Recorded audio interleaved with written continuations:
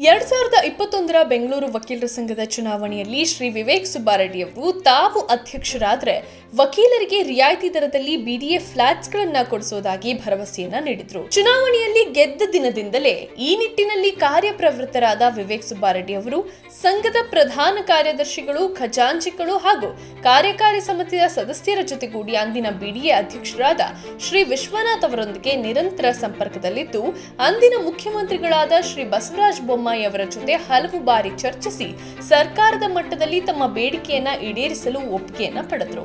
ಹಲವು ಪ್ರಯತ್ನಗಳ ನಂತರ 2022ರ ಡಿಸೆಂಬರ್ನಲ್ಲಿ ನಡೆದ ಬೆಂಗಳೂರು ಅಭಿವೃದ್ಧಿ ಪ್ರಾಧಿಕಾರದ ಸಭೆಯಲ್ಲಿ ವಕೀಲರಿಗೆ ರಿಯಾಯಿತಿ ದರದಲ್ಲಿ ಫ್ಲಾಟ್ಗಳನ್ನು ನೀಡುವ ನಿರ್ಣಯವನ್ನ ಕೈಗೊಳ್ಳಲಾಯಿತು. ಅಧ್ಯಕ್ಷರು ಸ್ವತಃ ಚಂದ್ರ ಲೇಔಟ್, ಕೊಮ್ಮಘಟ್ಟ ಹಾಗೂ ಕಣ್ಮಿಣಿಕೆಯ ಬಿಡಿಎ ಫ್ಲಾಟ್ಗಳು ಹಾಗೂ ವಿಲ್ಲಾಗಳಿಗೆ ಭೇಟಿ ನೀಡಿ ಪರಿಶೀಲನೆಯನ್ನ ನಡೆಸಿದರು. ನಂತರ ವಕೀಲರಿಗಾಗಿ ವಿಶೇಷ ಬಸ್ಗಳ ವ್ಯವಸ್ಥೆಯನ್ನ ಮಾಡಿ ವಕೀಲರನ್ನ ಫ್ಲಾಟ್ ಭೇಟಿಗಾಗಿ ಕರೆದೊಯ್ಯಲಾಯಿತು. ವಕೀಲರ ಅನುಕೂಲಕ್ಕಾಗಿ ಬಿಡಿಎ ಫ್ಲಾಟ್ ನೋಂದಣಿಗಾಗಿ ಕೌಂಟರ್ಗಳನ್ನು ತೆರೆಯಲಾಯಿತು. ಬಿಡಿಎ ಅಧ್ಯಕ್ಷರಾಗಿದ್ದ ವಿಶ್ವನಾಥ್ ಅವರು ನ್ಯಾಯಾಲಯಕ್ಕೆ ಆಗಮಿಸಿ ಇದರ ಉದ್ಘಾಟನೆಯನ್ನು ಕೂಡ ನೆರವೇರಿಸಿದರು. ನಂತರ ಬೆಂಗಳೂರು ವಕೀಲರ ಸಂಘದ ಎಲ್ಲಾ ಪದಾಧಿಕಾರಿಗಳ ಜೊತೆ ವಿವೇಕ್ ಸುಬ್ಬಾರೆಡ್ಡಿ ಅವರು ಕರ್ನಾಟಕ ಬ್ಯಾಂಕ್, ನ್ಯಾಯಮಿತ್ರ ಬ್ಯಾಂಕ್ ಹಾಗೂ ಕೋಟಕ್ ಮಹೀಂದ್ರಾ ಬ್ಯಾಂಕ್ಗಳ ಜೊತೆ ಚರ್ಚಿಸಿ ವಕೀಲರಿಗೆ ಸಾಲ ಸೌಲಭ್ಯ ಒದಗಿಸುವಲ್ಲಿ ಸಫಲರಾದರು. ಹೆಲ್ಪ್ ಡೆಸ್ಕ್ ತೆರೆದು ವಕೀಲರಿಗೆ ನೋಂದಣಿಗೆ ಸಹಾಯವನ್ನ ಮಾಡಲಾಯಿತು.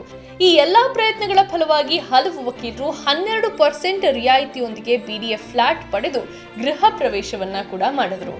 ವಕೀಲರ ಈ ಸಂಭ್ರಮಕ್ಕೆ ಕಾರಣರಾದ ಮುಖ್ಯಮಂತ್ರಿಗಳು, ಬಿಡಿಎ ಅಧ್ಯಕ್ಷರು, ಬಿಡಿಎ ಕಮಿಷನರ್, ಬೆಂಗಳೂರು ವಕೀಲರ ಸಂಘದ ಎಲ್ಲ ಪದಾಧಿಕಾರಿಗಳು ಹಾಗೂ ಕಾರ್ಯಕಾರಿ ಸಮಿತಿ ಸದಸ್ಯರಿಗೆ ವಿವೇಕ್ ರೆಡ್ಡಿ ಅವರು ಧನ್ಯವಾದವನ್ನ ತಿಳಿಸಿದರು. ಹೀಗೆ ತಾನು ಕೊಟ್ಟ ಎಲ್ಲಾ ಭರವಸೆಗಳನ್ನ ಈಡೇರಿಸಿರುವ ವಿವೇಕ್ ಸುಬ್ಬಾರೆಡ್ಡಿ ಅವರನ್ನ ಮತ್ತೊಮ್ಮೆ ಅಧ್ಯಕ್ಷರಾಗಿ ಆಯ್ಕೆ ಮಾಡಿ ನಮ್ಮ ಬೆಂಗಳೂರು ವಕೀಲರ ಸಂಘವನ್ನ ವಿಶ್ವ ದರ್ಜೆಗೇರಿಸಲು ವಕೀಲರೆಲ್ಲರೂ ಒಗ್ಗಟ್ಟಾಗಬೇಕಾಗಿದೆ.